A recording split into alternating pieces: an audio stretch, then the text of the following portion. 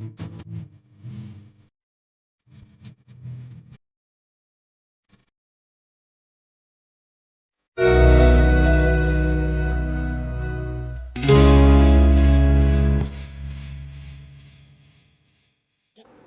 learners, today in this session, in continuation to our last sessions on SDG and India's achievement, let us look into the remaining goals and what are the India's approach to achieve those goals and what is our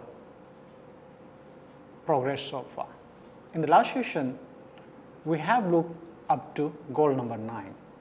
Goal number 10 that talks about reducing inequality within and among countries, that is, reduce inequalities. This goal number 10 calls for progressively reducing not only income inequalities but also inequalities of outcome by ensuring access to equal opportunities and promoting social, economic, and political inclusion of all, irrespective of age, sex, disability, race, ethnicity, religion, or another status relevant within society. The goal also aims to enhance representation and voice for developing countries in decision making in international institutions. To achieve these goals, what are India's approach?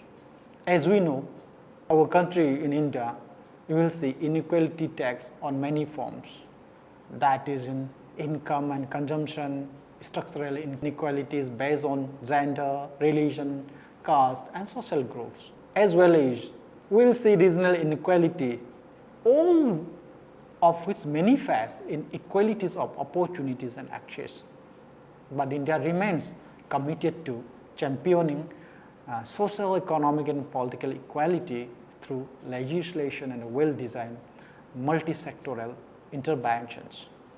So, the approach is India is trying to achieve this particular goals on inequalities can be looked into the lens of poverty and inequality, inequalities of opportunities and outcomes, then vulnerable groups, then last we can look into the financial inclusion. If we look into that particular sectors or particular issues on poverty and inequality, we have various intervention in social protection and safety net, such as Mahatma Gandhi National Rural Employment Guarantees scheme that gives access to basic services through the JAM Trinity, that is Jan Dhan Aadhar Mobile. And we are giving pension for those in need through the National Social Assistance Program. And in terms of to reduce this regional inequality, government have initiated, we have the program, the aspirational district programs. This program plays a considerable role. Under this program, 112 relatively backward districts are identified from all across the country and are monitored on a real-time basis to measure the development outcomes that attained by these districts and bring them at par with other districts across the country. In terms of inequality of opportunities outcomes, we already have Right to Education Act. The Right to Education Act was enacted that made education a fundamental right for every child is up to 14 years. And through the umbrella scheme, Pradhan Mantri Kaushal Vikas Yojana, concert efforts have been dedicated to bridging the gap between industry demands of skill and labor, unskilled person to develop necessary skills to improve their employability. To bring equality for vulnerable groups of the society like women and other community. We have Beti Bachao, Beti Parao scheme to increase the parents for girl child education. The program like training and employment programs for women, that is support to training and employment program for women STEP, Deen Dayal rehabilitation scheme for persons with disabilities. These are some of the initiatives. And we have more initiative on scheduled caste, scheduled tribe communities that include educational scholarship, coaching and guidance, livelihood opportunities, and Stand Up India to promote entrepreneurship. Financial inclusion is very important to bring equality. Under Pradhan Mantri Mudra Yojana, entrepreneurs are supported by providing credit to micro and small enterprises. So far, towards this direction, our progress in the country is that in terms of income inequality in rural India is marginally lower than in urban India. Urban inequality is lowest in Manipur at 0.209, while it is highest in Kerala, 0.414. Haryana, 0.41. And Kerala also has the highest in rural inequality, 0.363, and it is lowest in Meghalaya, 0.19%. And if we look into political inclusion, the Indian Constitution recommends reservation of 1/3 of the seats of Panchayati Raj institution for women. And very interestingly, in 2016, 46.14% of the seats in Panchayati Raj institution in India were held by women. IT states have more than 50% women representative in Panchayati Raj institution, and Jharkhand is taking lead with 59.18%. Even states like Gujarat and Goa with the lowest share of women representation at 32.9% and 32.97% respectively, we are close to achieving the constitutional mandate of 33% women representation. 4. In transgender labor force participation, as of 2016, the participation rate of the transgender workforce was only 0.64 to that of the male labor force. It is worthwhile to note that 5 states, namely Arunachal Pradesh, Mizoram, Meghalaya, Himachal Pradesh, and Telangana, have already surpassed the national target, that is the value of 1. So these are big achievement. If we look into the progress of scheduled caste sub-plan fund utilization, 3 states and 2 union territories, namely Kerala, Manipur, West Bengal, Chandigarh, and Daman and Diu, utilize 100% of their scheduled caste sub-plan, utilize this scheduled caste sub-plan fund. So on an average in the country, 77.67% of the fund allocated to scheduled caste population is utilized. In case of scheduled tribe sub-plan fund utilization, 3 states and 2 union territories, Karnataka, Kerala, West Bengal, Andaman Nicobar Island, and Daman and Diu utilize 100% of their tribal sub-plan funds. On an average, in the country, 82.98% of the fund allocated for scheduled tribe population is being utilized. If we come to the goal number 11, sustainable cities and communities to make cities inclusive, safe, resilient, and sustainable, India is taking important steps through the approach of reforms in the real estate sector, urban transformation and housing for all, sustainable urbanization. As you know, urbanization in India has become a necessary and irreversible process and is an integral determinant of economic growth and poverty reduction. Especially in reforms in the real estate sector, the Real Estate Regulation Development Act 2016, that's called RERA 2016 Act, is transformative legislation aimed to ensure regulation and promote real estate sector efficiently and transparently and to protect the interest of home buyers. Under urban transformation housing for all, a scheme like Atal Mission for Rejuvenation and Urban Transformation, as we call AMRUT, basic civic amenities like water supply, sewerage, urban transportation, parks, etc. are provided to all with a focus on the poor and the disadvantaged in 500 cities, including all those with a population of 100,000. So to ensure adequate, safe and affordable housing and basic services for all and upgrade slums by 2022, the government of India has launched Pradhan Mantri Awas Yojana. Further, to develop and promote effective means of sustainable transport, the government is taking crucial steps towards promoting electric mobility that includes the newly launched National Mission on Transformative Mobility and Battery Storage and the FAME2 scheme. When urbanization plays an important role in economic growth of the country, we need to bring urbanization in a sustainable way. So, under this important approach of sustainable urbanization, we have this scheme of the Smart Cities Mission, which was launched in 2015, that aims at building sustainable inclusive cities that provide core infrastructure, a clean and a sustainable environment, and a decent quality of life to its citizens. The strategic components of the mission are city improvement, retrofitting, city renewal, redevelopment, and city extension, greenfield development, with smart solution applied in service delivery and governance. In this line, 100 cities under the mission have proposed to execute 5,151 projects worth Indian rupees 2,050 billion in 5 years from their respective dates of selection.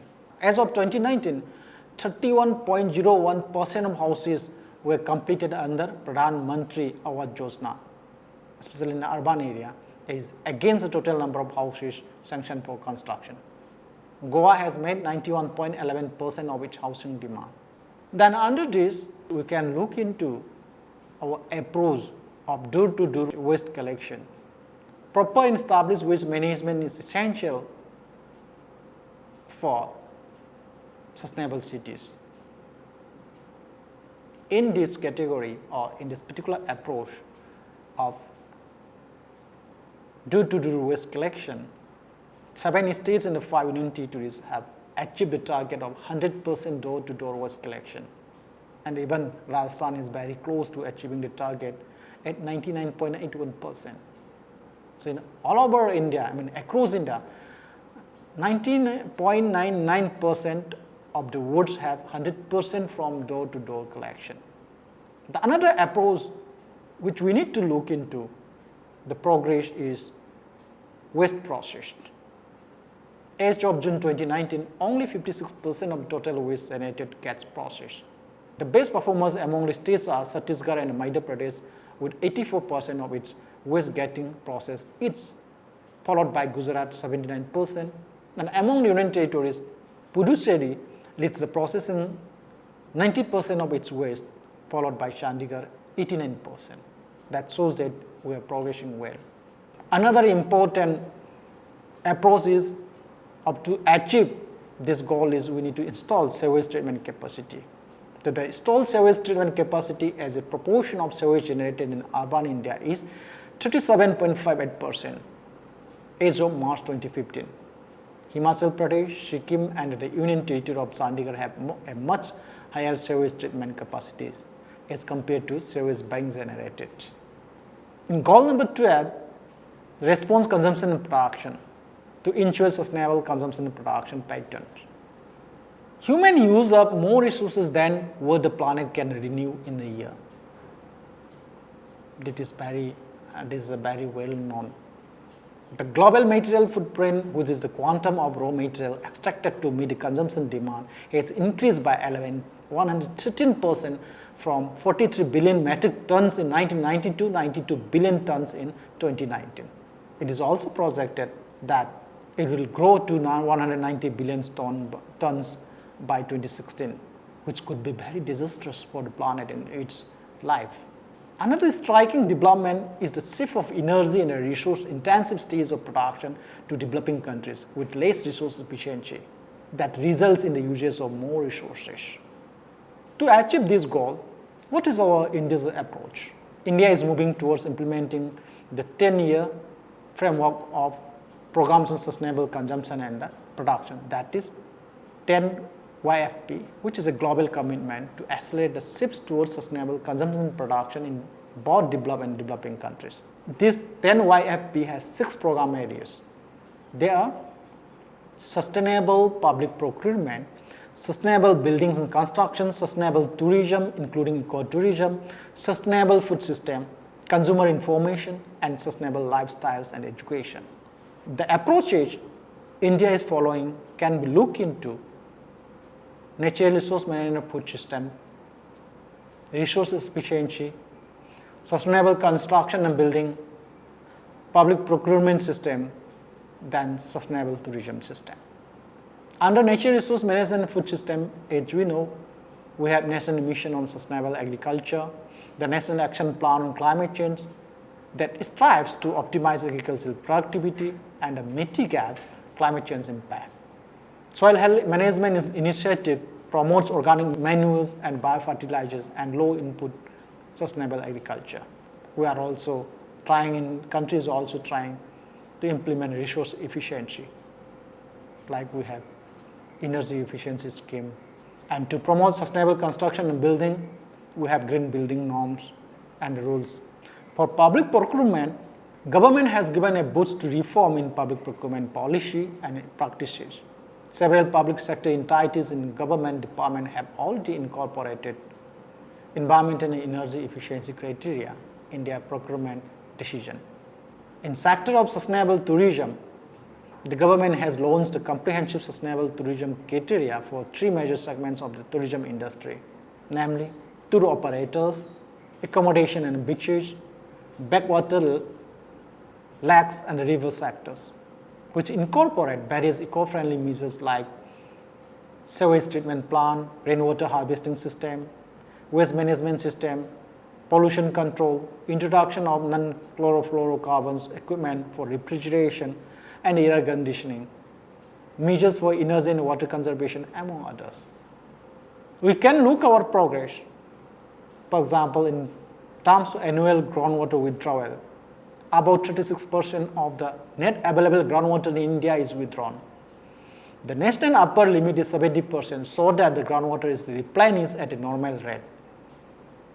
Haryana, Punjab, Rajasthan and Delhi, there needs to be improved in this ratio, which has far surpassed the maximum limit.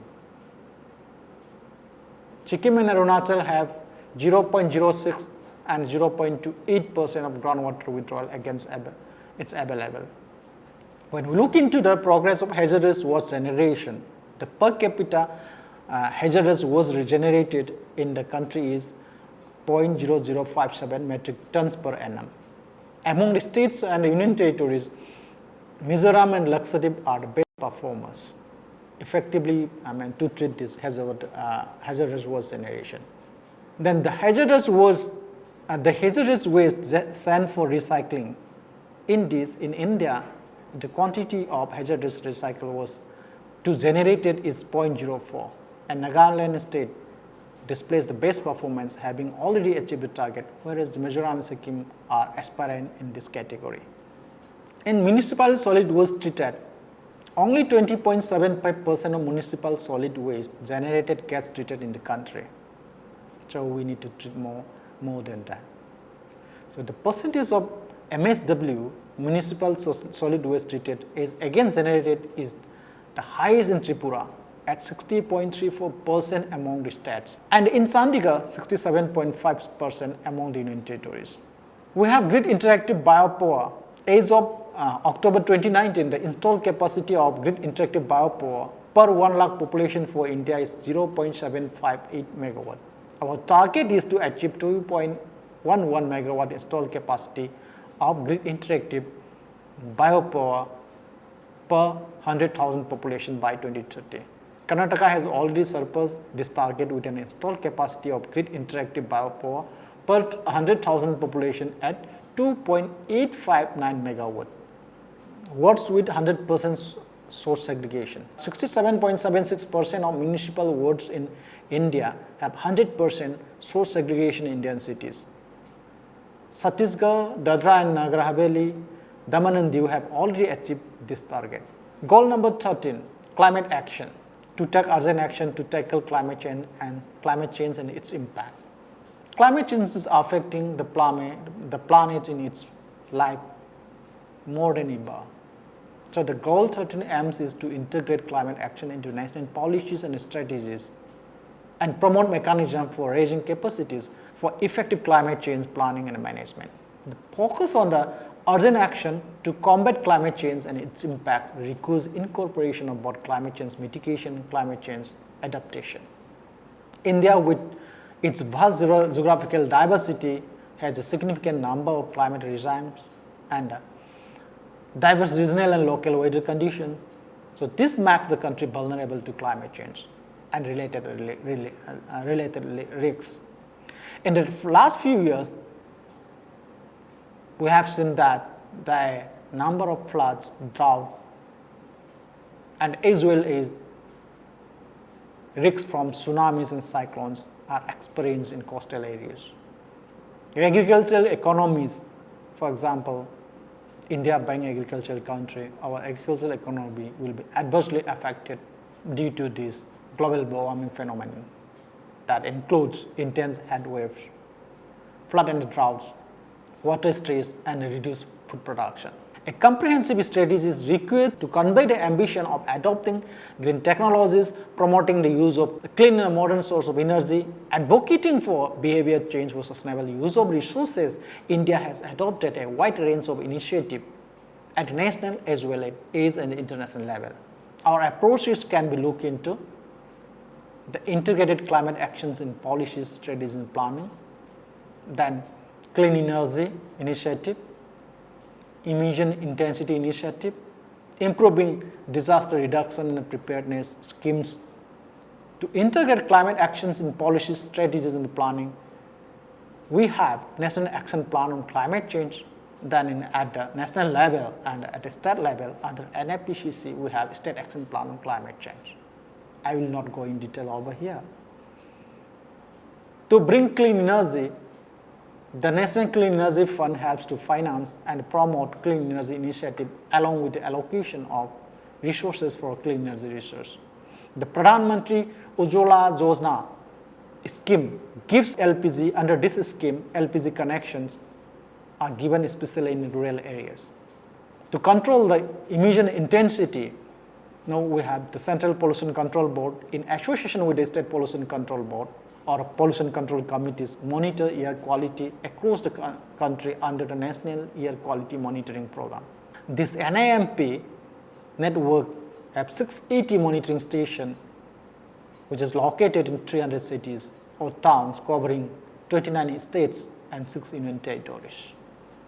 Our progress can be looked into our share of renewable energy under this goal. By October 2019, 35.22% of India's total electricity generation was from renewable energy.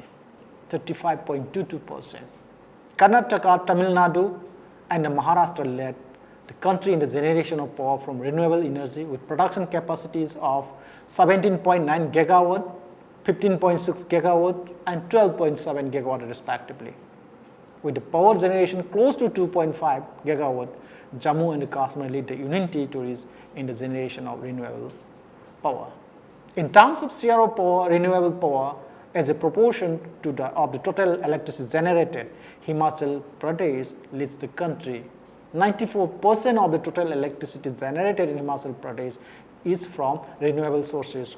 That is very closely followed by Sikkim, 91%. That's a big achievement for us. To understand and the progress of carbon dioxide saving can be looked into our our program on Unnat Jyoti that gives affordable LEDs for all, Ujjwala, that promotes energy efficiency through the distribution of low-cost LED bulbs. On an average, India saved around 73 metric ton carbon dioxide by third quarter of 2019 by switching to LED bulbs. It is also another big achievement for energy efficiency. The progress among the states, Odisha saved the highest amount of carbon dioxide, 5.4 metric ton of carbon dioxide. That is followed by Gujarat, 4.3 metric ton of carbon dioxide, and Uttar Pradesh, 2.73 metric ton of carbon dioxide. And among the union territories, Delhi saved the most, 1.38 metric ton of carbon dioxide. In terms of the amount of carbon dioxide saved for every 1,000 person, India saved 28.74 ton of carbon dioxide. Among the states, Odisha with 124.84 ton and Himachal Pradesh 120.58 ton are the top performers. And among the Union Territories, Lakshadweep to 50.45 tons lead. Then if we look into share of solar energy, India has an installed grid connected solar capacity of 31.1 gigawatt currently, which is about 24.3% of the total renewable energy basket. Karnataka generates the maximum amount of grid interactive solar power, 6.44 gigawatt among the states, and Delhi tops among the Union Territories with 132 megawatt of grid interactive solar power. Puducherry, Daman and Diu, Dadra and Nagar Haveli and Lakshadweep have 100% of their renewable power generated from solar energy. Among the states, the share of solar power to the total renewable energy basket is highest in Goa at 98.96%. That is followed by Telangana with 55.73% and Rajasthan with 39.92%.